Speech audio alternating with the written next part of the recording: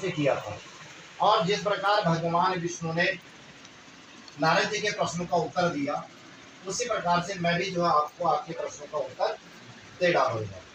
तो कह रहे हैं कि एकदा नारदो योगी प्राणुग्रहेण कंसया पर्यटन विविधान लोकान मृत्यु लोके उपागतः। कह रहे हैं कि एक बार जो देवर्षि नारद जी थे अनेकानेक लोगों में घूमते घूमते, क्योंकि वो एक जगह पे बैठा नहीं करते थे, तो कह रहे हैं कि साधु को वैसे एक जगह पर ज़्यादा बैठना नहीं चाहिए। एक जगह पर कितना बैठे, जितनी देर में गाय से दूध निकालते हैं, गाय को दूधते हैं, उतने देर में जो है साधु को घर से चले जाना चाहिए, नहीं कि साधु सुबह से शाम तक बैठा रहे।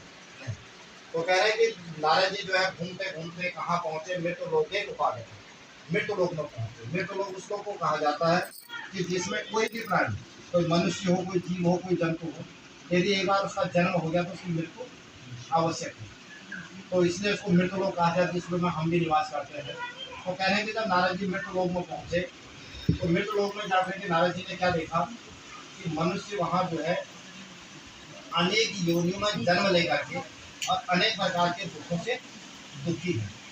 तो हमने देखा कि इनके दुखों को किस प्रकार से दूर किया जा सके और किससे जो है इनकी दूर करने का उपाय किससे प्राप्त होगा। तो मन में विचार करते करते कह रहे हैं कि नारद जी कहाँ पहुँचे, विष्णु लोक के गए, विष्णु लोक में पहुँच गए। नारद जी ने सोचा कि इसका जो हल है केवल विष्णु भगवान ही दिला सकते हैं, तो इसलिए विष्णु भगवान के पास जो है पहुँच गए। कह रहे हैं कि जब नारद जी विष्णु भगवान के पास पहुँचे विष्णु लोक में, तो तक्कर है कि तत्र नारायणं देवं शुक्रवर्णं चतुर्भुजं शंख चक्र गदा पद्मपाला विभूषितं दृष्ट्वा तव देवेशं स्तोत्रं समुचक्रमे। कह रहे हैं कि जब नारद जी विष्णु लोक में नारद देव भगवान विष्णु के पास पहुँचे, तो वहाँ पर कह रहे हैं कि भगवान विष्णु कैसे है, शुक्ल वर्णम, श्वेत वस्त्रधारी और चतुर्भुजम, चार उनकी भुजाएं हैं और चारों भुजा में शंख चक्र गदा और पद्म विराजमान है और शेष नारायण की सैया पर विराजमान। तो कह रहे हैं कि ऐसे देवाधिदेव भगवान विष्णु को देख करके नारद जी उनकी स्तुति कर रहे हैं, उनको प्रणाम कर रहे हैं। कह रहे हैं कि नमो उपांबर सावेदम रूपांत सत्य आदि मध्य निर्गुणाय गुणात्मने है। कह रहे हैं कि हे भगवान विष्णु भगवान, आपको मेरा साष्टांग दंडवत प्रणाम है। और आदि मध्य दीनाय, आपका न तो आदि है, ना आपका मध्य है और ना ही आपका अंत है। निर्गुणाय गुणात्मने, आपके अंदर इतने गुण हैं कि जिनके गुणों का मिथान नहीं कर सकते हैं। सर्वेषां अधिभूताय भक्तानां अविनाशिने, आप सारे संसार में व्याप्त होकर के अपने भक्तों के दुखों को पूर्ण करने वाले हो। श्रुता श्रोतम तत्व विष्णुनाय शुक्रवासिता। कहने की प्रकार से जब भगवान विष्णु देखा कि नारद जी आज स्तुति कर रहे हैं मेरी, तो नारद जी की स्तुति करने के बाद भगवान विष्णु ने सोचा कि आज नारद जी किसी विशेष कामना को लेकर के मेरे समक्ष पहुँचे हुए हैं और तभी जो है कि मेरी स्तुति हो रही है। तो नारद जी से भगवान विष्णु कह रहे हैं कि किमर्थमागतोऽसि त्वं चिन्तय मनसो वर्तते तत्यसं महाभागं तत्सर्वं तथामिते। करे कि हे नारद जी, आज आपका आगमन इस विष्णु लोक में किस कारण हुआ है, क्योंकि आप बिना कारण के यहाँ नहीं पहुँचे और नहीं बिना कारण के कहीं जाते हो। तो कह रहे कि आपका कोई विशेष कारण रहा होगा और उस कारण को मुझे जो विस्तार पूर्वक बताने की कृपा करें। तो नारदो वाचो, नारद जी कह रहे हैं कि मृत्युलोके जन सर्वे नाना क्लेशमन्विताः नाना योनि समुत्पन्ना पंचते पाप कर्म भी। नारद जी कह रहे हैं कि हे भगवान, आपने बहुत अच्छे अपने मन में विचार रखे। कह रहे हैं कि मैं जब घूमते घूमते जब मृत्यु लोक में पहुंचा, तो मैंने मृत्यु लोक में जाकर के देखा कि वहाँ पर मनुष्य जो है अनेक प्रकार की योनियों में जन्म लेकर के और नाना प्रकार के दुखों से दुखी है। तो उनके दुखों को किस प्रकार से दूर किया जा सके, उसी के निदान के लिए मैं आज आपके समक्ष पहुँचा हुआ हूँ। कह रहे हैं कि कोई छोटा से छोटा एक ऐसा उपाय बताइए कि जिससे मनुष्य को अभीष्ट फल की प्राप्ति हो। तो विष्णु वाचः साधु पृष्ठं तया वसं लोकानुग्रहेण संशया यत्र तामुच्यते मोहं तस्य शून्यं वदामि। भगवान विष्णु कह रहे नारद जी से कि हे नारद जी, आज आपने एक साधु होने के नाते अपने मन में काफी अच्छे विचार उत्पन्न किए हैं।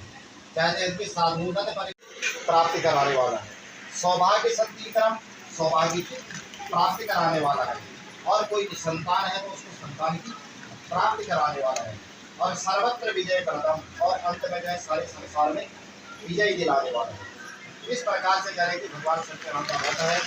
कह रहे कि यस्मिन तस्मिन दिने कृतो भक्ति श्रद्धा में, इसके लिए कोई निश्चित दिन नहीं है। जब एक मनुष्य के पास भक्ति भाव हो तब वह जो है इसकी पूजा कर सकता है।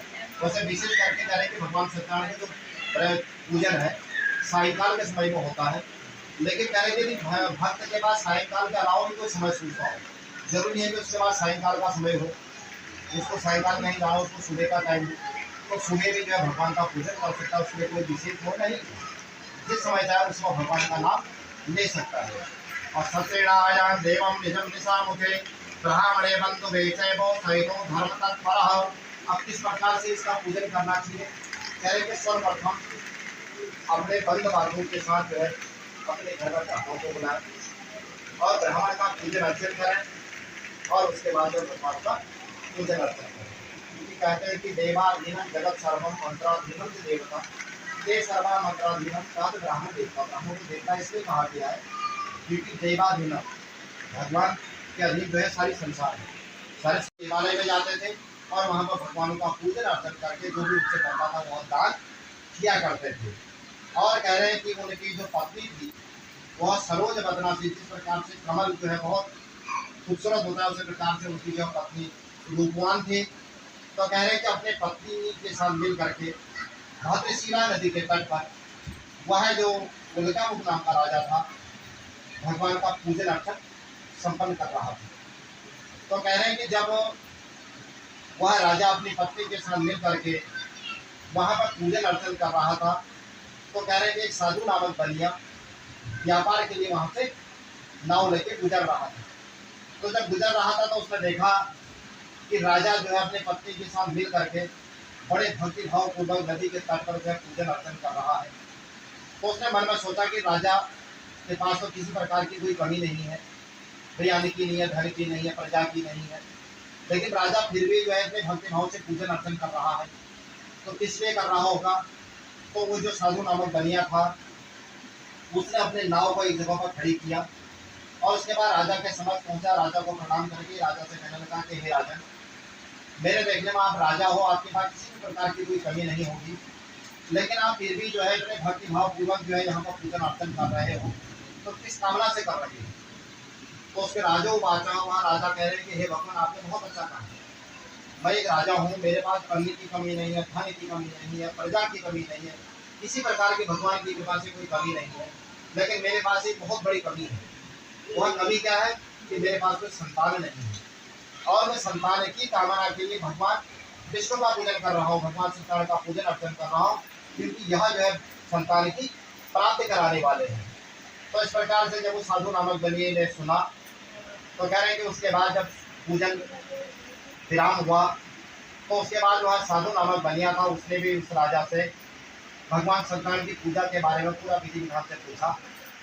और विधि विधान से पूछने के बाद जब व्यापार करके वह जो साधु नामक बनिया था जब अपने घर में पहुंचा तो उसके घर में उसकी जो पत्नी लीलावती थी उससे उसने कहा कि हे प्रिय, आज मैं जो है जब व्यापार करने गया तो मैंने एक राजा के दर्शन किए और राजा से जो है भगवान सत्यनारायण के बारे में सुना। और भगवान जो सत्यनारायण है वह जो है संतान की प्राप्ति कराने वाले हैं।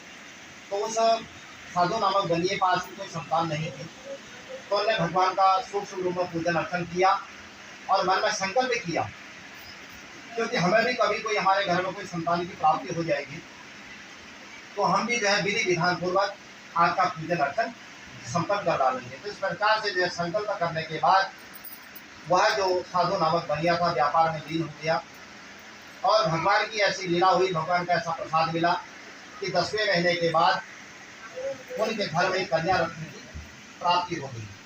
और कह रहे कि जब कन्या रत्न की प्राप्ति हो गई तो उसके बाद उसके नामकरण संस्कार की बात आई।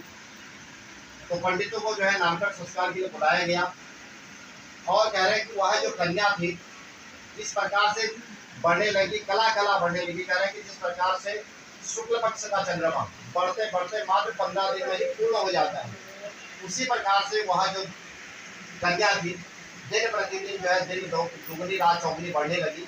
तो कह रहे कि कला कला बढ़ने से उसका नामकरण संस्कार क्या हो गया? कलावती।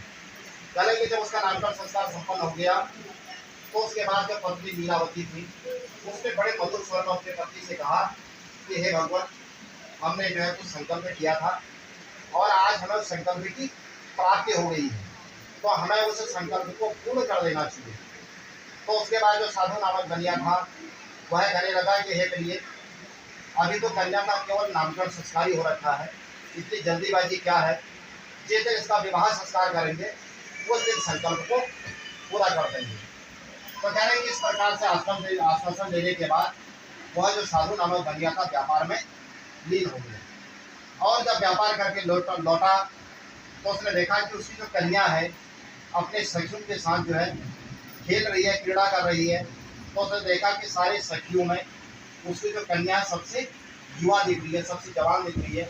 तो उसने मन में सोचा कि कन्या का विवाह संस्कार संपन्न कर देना चाहिए।